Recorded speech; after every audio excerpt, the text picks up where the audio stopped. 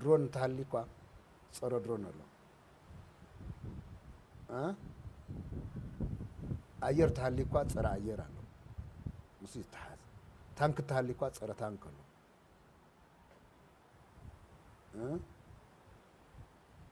كل نجار مفتح زي ولا نجار هنا سوي الصراحة كل زي بالكا بمكلا خلي تحت مريت آتي خاون تكلا خلي خاون بدرجة نبوز حساب كيو الكاس توسنا خو الكاب مقارون تكلا خلي لازم مكلا خلي زادي له لازم هنا تحساس بقى يقول لك هذا اللي هو نسي زي مالت زمنا وعد قيد لنا ينو سوكف ناي بدون ناي أهادو نا بتقراي درجة مالته يكون نسخة خالنا كله نقبل رميات موزعتنا تقدر لا تمهري تعم تمهري حتى الوان ساينس تكنولوجي نوصيت كتقام زغير سراوي تزلنا أنا نسو خام معرايون أيبازنان جن حدا نجار جن كنجركا بزخون يكون من قدي بساينس تكنولوجي درون حاز أو روبلان حاز زمانه مدفع حاز تانك حاز مودعتا ود سويزو نزو سنتنا يوج كايدان نتو زحسكا يماتريال نايمت كام كوميتمنتني علاماي زخون عتق سلة تعتق عشان تخون ما تكون أبزخونه قدايك العدنات كله كاخلي أبزخونه وج أبزخونه سم مقتال ويزخونه جروب مقتال ويزخونه زعم زعوت إذا يمتص ما تكون نسي يكون بزارة نسي كادي قلت على الوج زوسن نايوج دمر كينا زوسن قل زحسكا بوليتيكال علامات كافت علامة خان سوز بجسنا يوج كايدان نزم إكويمنت زيو نزي بساينس تكنولوجي زمع ولا مسار حزت كم كان تعانت علامات زب كافتين سب جزء خمسة مساريا سلازة حسكا من الله يتكسكا زخانة توقام كتعود زخانة مرحة تقتل زخانة وقفت تعنا أفتقينها كينا تقنيتوس كينا زوج سنة زحزكا التحساس بوليتيكالي كافت بوليتيكال زوجس والتدرات حساسة كأوز زوجس نينو سكف والتهدر بقعت ما ترشة أمريت زوداو بدرون تكوسكا بمدفع تكوسكا بزعم جبركا ما ترشة زوداو ودسي بزي خا حزب تقراي بمول والتهدر سلازي بزح قدعت أيام سألنا مو نزيز هون مكلا خلاين الدالو نوعلنا إنه معرارة مالته يكون بزوج السن كينات كنيل بزوج السن كينات تزهون كو سلسة عمت 4 عمت كو غيرنا يفانو نمتدا زي يوسف سيكاكو بهالنا غيرين خلاي كان إثيوبيا جغرافيك قام طعم كبير لازم مفتحي تكنولوجيا حيزة مدفع حيزة تانك حيزة أو روبلان حيزة ودا أخهم زو لا يسر نقول نجار بوليتيكا مفتحيو زحيشنا زعد نقولها إنا نمرزلنا بقى درون انت الياس نمنتاي تصر درون زي تمصو نمنتاي بصر درون زي تكالاخلو لنا نفرت انت اللي نمنتاي تصر نفرت زي تعطقو ومزل نجار يمصي مچم بزعما خاي غبري ندرون بصر درون نفرتي بصر نفرتي بزعقمنا مقطامنا يقرن جن نخلو دخن شفنا نخيل تيرنا خينا جن أي شفنا إن كان بناتنا عقمي تنعرين زمع ولا حدثات كان توسيدنا خينا تخلا خيلن ككلا خلو إكالا بعلنا وعلنا إنا خن كلا خل زلنا عزك أبز مدنا جارك في الأرض زي بقولنا جارن تاي نحنا رستي كنا نملس زلنا رستنا انت قينو قالوا هايو ርስትنا እንተኮይኑ አፍደራዩ ርስትنا እንተኮይኑ ባዳ ትግራዩ ርስትنا እንተኮይኑ ለማሉም እዩ ርስትنا እንተኮይኑ ካሊ ርስተይ ኮና ንምልስ ዘለና ሓጂ ብርስተይና ኣምነን ብምሕደራ بهزواوي محدرينا نعم بمنجستنتنا نعم بسرعتنا نعم بمننتنا نعم سلذ قنا حزب تግራይ ተቃሊሱ ንርስተይ ተቃለሰን ተቃሊሱ ንመሰሉ ተቃሊሱ መንግስታው ስልጣን ናይ ህዝብ መንግስታው ስልጣን ብናይ ህዝብ መንግስታው ስልጣን ማት ስልጣን ናይ ህዝብ ኢሉ ህዝብ ተቃሊሱ ህዝብ ኸ ናይ በዓል ስልጣን በዓልዋና ናይ ስልጣን በዓልዋና ክኸውን ገይሪ ተቃሊሱ ሰላሚና እንደል ኸይባል ምስመን ይሰላምና እንደል ምስመን ዘመንግስት በዓሉ ሰላም ዝተባሰይ ምስትግራይ ጥራሕ ይኮነን ተባይሱ ወይ ምስወድ ወይ ስራ ምሰላሙን ምሰላም ዝተባሰ መንግስቲ ሰላም ክትረክብ ይትክእል ተባይሱ ይብስብ ከም ዓዶን ክርያ እንተለን بدولا ببتري أخلا كتححينه كجزء أزول كم زبان المكسر ما يقول ما ينقص تيكون سلازي حديو بدن بندم دم وزبالنا يا مالتي كاوز ما ينقص تزي فتح بسلام ونقد مركب أي كأل ذا أخل الناس كفيلنا هنا يخونو 4 عامات بزحنا خفيلنا نانقل قلنا كم تقراي مالتي نانقل قلنا هنا نخرزنا نادقنا هنا نخرزنا ما هو قالنا نطفى حتى ما قدير ونحن نتفز بيكوننا بردق بحالتينا كناي بحالتينا نقال سلنا طمالي فارسنا هنا نخلا ينحزون قدم نخلا حزون نخلا سلذي أكل حز سلامية سلام زي دل ما يلن سلامي لنا فصانينا سلامينا ندلي سخبل يا سخ معرفت قراون يخيد سخبل سلامتيون يخيد سخبل دون ذي أو تغرسه تجمير يو بحيلنا أنا أتينا يزلنا لما تاون درون عامين جميرا لب خنول نخل لب خينول نخل عامين جميرا أو حلو أين هنا من قصاص بالعلو هنا تحله علم هذا تتوصيد حري جميرو تحلوا قد صنيحي مجمرة عتق زي بلن بحارقن دارقا كاب سنة عتق زلوني زوا فرامير نايني إذا يتحلف عن ذي زرب الغرب للعامتس أو تحت درونا توكيد نرى بوليتيكا ونتفلتوا أهم هذا تاسمم تفتسم فرمتي أنا مش قلت هذا ونتقبلنا أنا قلنا ساون تفتسم إحنا سلمنتي أنا خوينا مجرش فرمت تكون الناس لمنتي أنت تفتسم لنا لوزيا مش قولوا لثاث عنده حزبنا عنده ملس أقولون ده يتكل مجمرة ركونا ونقديفنا ون حزبنا عنده إتو تمحدر ولا حروال هنزرار كجبر زكال قال يوم تجديد كامل يا حزب قدن كأطول لو توايلو نام ما حشنا ومالد نسون يدلن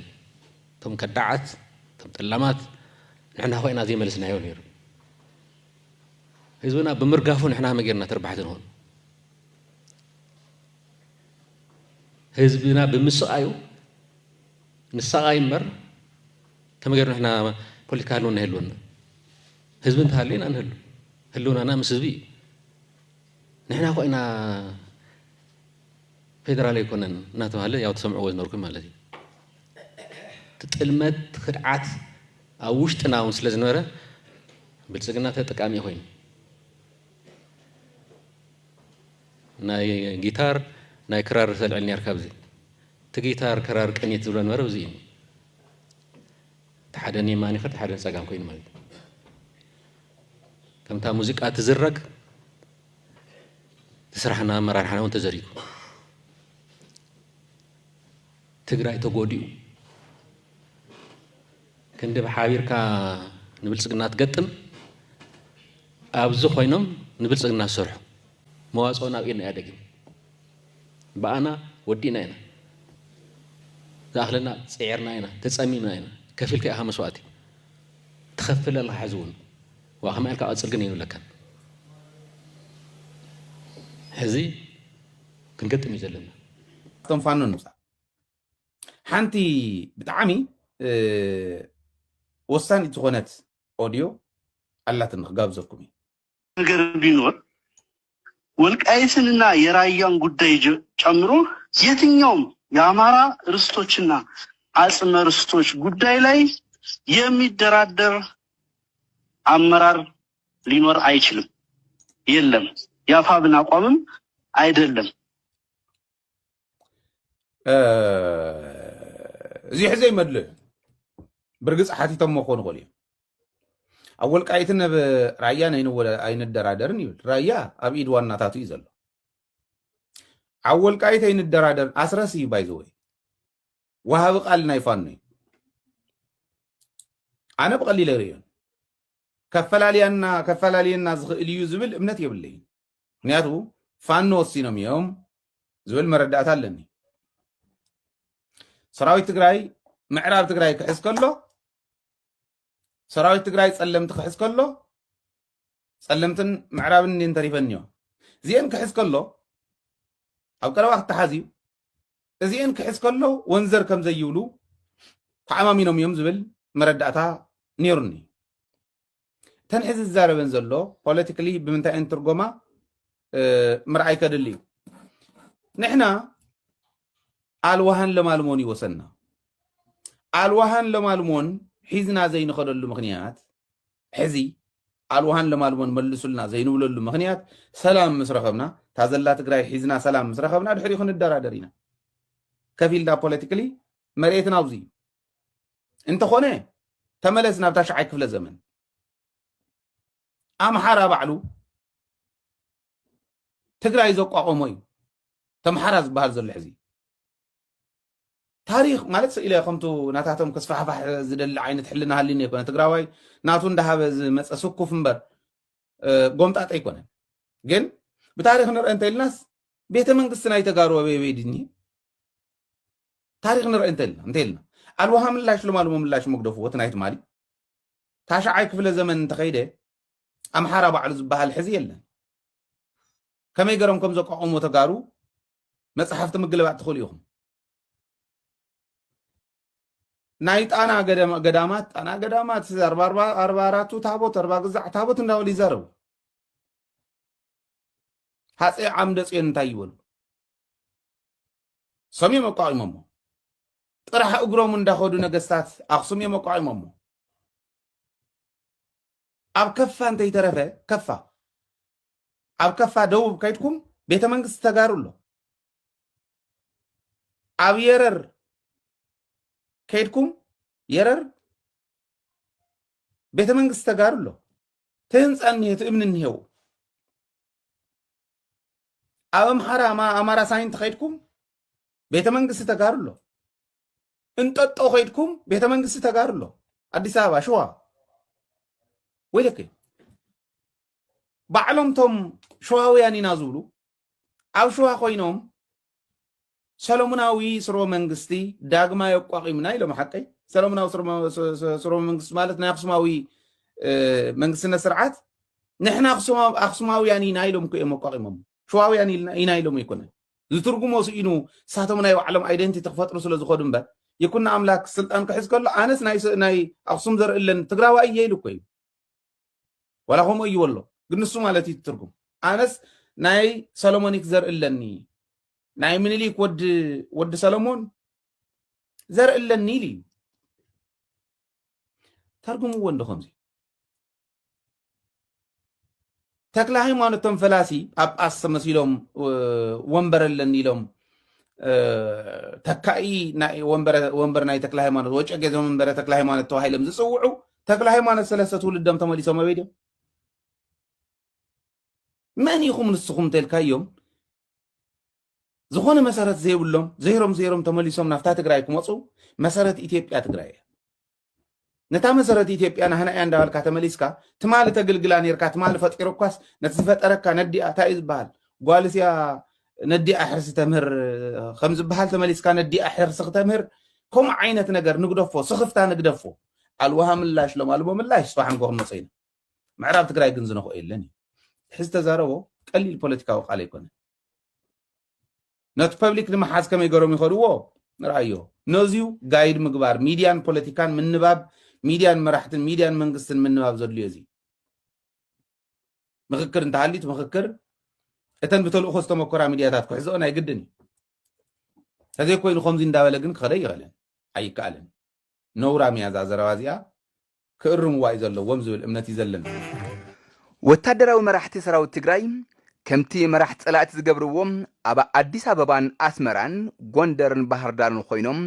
ኣብ ሰማይ ተንጠልጢሎም ኣየዋግኡን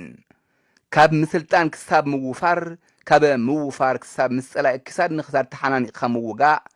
ይኽእልሉ እዮም ከምኡ እንዳገበሩ እውን ልቢ ሰራዊቶም የተርክሱ ህዝባዊ ውግንንኦም ብተግባር የንጸባርቑ 11 ዝበሃል ክፍለ ጦር 7 ሕጉም የጭላ ክሳብ ዝናይ ገረብ ግባ ድልድል እንዲ ተዘርጊሑ ነይሩ ተወሰኽቲ ናይ ኮማንዶ ኣሃድታት ዞም ናይ ኣምሓራ ፋኖውን ዝነበርዎ እዩ ዝመስል ብዝሕ ዝበለይ ንሱ ኦረዲ ንጉሕ 11 ጀሚርና ሕዚ ነጠናቆ ኣለና ይውዳእ ኣሎ ካልኣይ ከዓ ሕጂ ንሕና ካብ ተንቤን ዝመፀ ሓደ ክፍለ ጦር ዝኸውን ዳው ስራ ዝበሃል ትፈልጦ እንዲኻ ካብ ተንቤን መፂኻስ ጥውይ ትብልታ ቴለ ዘላታ ናብ ኣግበ መስኣተወ ካብ ኣግበ ናብ ዝንዳይ ኣበርገለ ናይ እንስሳ መራብሒ ከባቢ ምስ በፅሐ ታ ዳው ስራ ቆሪፅና ብንየ ብገረብ ግባ በዓል ወድን ቤተይ መፅኦም ንሕና ከዓ ታ ዳው ስራ ቆሪፅናያ ካብ ምዕራብ ከዓ ንወርቃ ዓይኑ በዚ ገረብ ግባ ገይሮም ትድልድል ሒዞም ሕጆም መንጎእቲና ንሱውን ድምስሶ ኣለና ዳርጋ ካልኣይ ክፍለ ጦር ማለት እዩ ንሱውን ሕጆ ኢና ኔና ትናየ ጭላሲ ዝቀረየ ሓደ ናይ ምድምሳስ ስራሕቲ እምበር ፅቡቅ ዝኸድ ዘሎ ስለዚ ካብ ጫፍ ዓብይ ዓዲ ክሳብ ፊናርዋ ዘሎ ብሙሉኡ ከባቢ ክልተ ክፍለ ጦር ለማዓንቲ ድምሰስ ኣሎ ማለት እዩ ናብ ብጣዕሚ ዓብይ ዓወት እዩ ስለዚ ካብ ሕጂ ንድሓር ብዝመረፅናያ መንገዲ እንዳተዋጋእና ናይ ህዝቢ ትግራይ ናይ መኸተ ስራሕ ናብ ዝለዓለ ደረጃ ነብፅሕ ኣለና እቱ ወፍሩውን ወፍር ኣሉላ ኢልና ያለና ስለዚ ተጋሩ ናብ ሰልፍን ልወጥ ምዃንና ኣድላይ ኮይኑ ተረኺብናዮ ናብ ሰልፍን ልወጥ ምዃንና ናብ ናይ ሰራዊት ሰልፍን ልወጥ ምዃንና ሳይንስናን ጥበብናን እውን ብተግባር ይረአ ከም ዘሎ ኣረጋጊፅና ኣለና በተለይ ንኤርትራውያን ሰላም ዝደሊ ናይ ኤርትራ ህዝብን መንግስትን ንሰላም ደው ምባል ክንቅፅለሉ ኢና ጆኖሳይድ ንዝቐፅል ሓይሊ ከዓ ኩሎም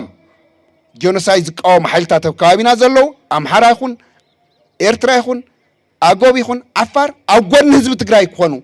ኣብ ጎኒ ሰራዊት እዚ ክኾኑ ከዓ በዚ ኣጋጣሚ እዚዩ መልእኽትና ንሕልፍ ከይድገም ኢና ንደሊ ዝሓለፈ ረስዕና ኣይኮነን ከይድገም ኣብ ቦርደር ኤርትራ ኢና ዘለና ግልፂ ንሕና ንደሊ ሰላም እዩ ተጋሩን ኤርትራውያንን ብሰላም ክነብሩ እዩ ሕጋዊ ክኸውን እዩ ንሕና ሉዓላዊነት ብዝምልከት ናይ ኢትዮጵያ ምዃን ንፈልጥ ኢና ብሕጊ እሶ ይኮነት ፀገም ሰላም ግን ንደሊ ኢና ስለ ሰላም ምስ ዝደሊ ህዝቢ ኤርትራ ብሰላም ክንነብር ኢና ንደሊ ሰላም ምስ ዝደሪ ተኻሊእ ብሕጊ ብስርዓት ይፃረየልና ጆኖሳይድ ተፈፂሙልና እዩ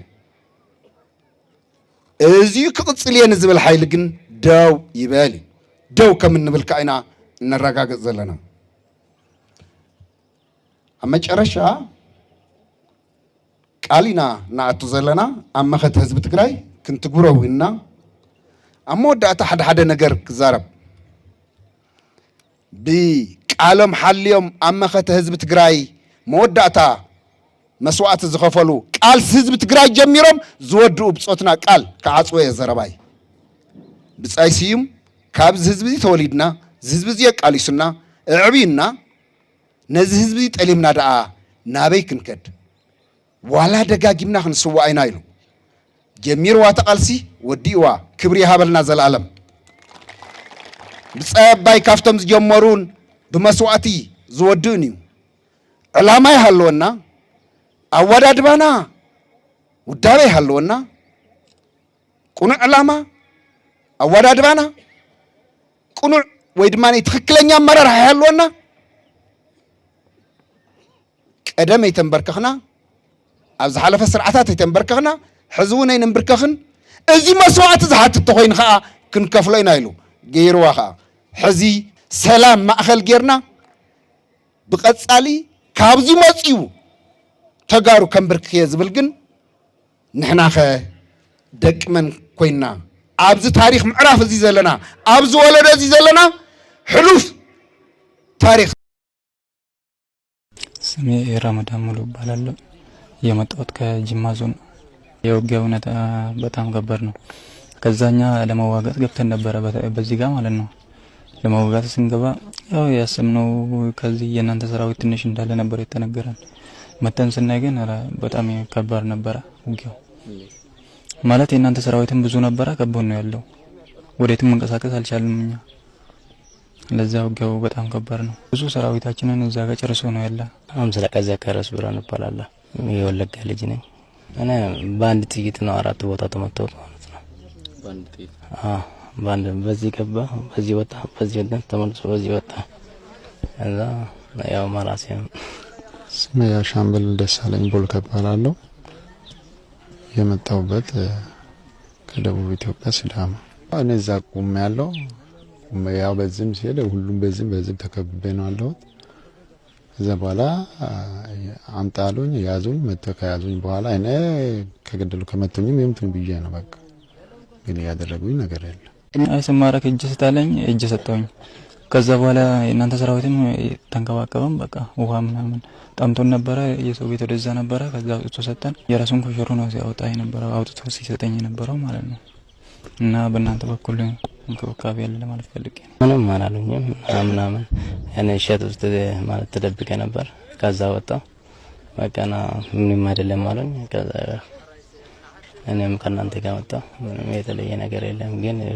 የቁዝ አሁን ታሰረልኝም ነበር። ታሰረልኝ፣ ሕክምና አገኘሁት። በቃ ወደ እናንተ ከመጣ በኋላ እርዳታ እየተደረገልኝ ነው እንጂ ሌላ ነገር የለም። ገደሉኝ። ከዛ በኋላ ያደረጉልኝ ስለሌለ ያው አመሰግናቸዋለሁ። ከዛ መጥቶ እኔ ላይ ቆሙና ናሉ ወጣና አቀባበሉ የትግራይ ሰራዊት በጣም ከምንም በላይ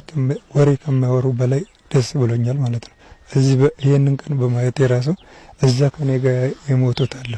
ዛሬ ይሄንን ቀን ቢያዩ ራሱ ደስተኛ ነኝ እንደኔ እንዳየው ማለት ነው።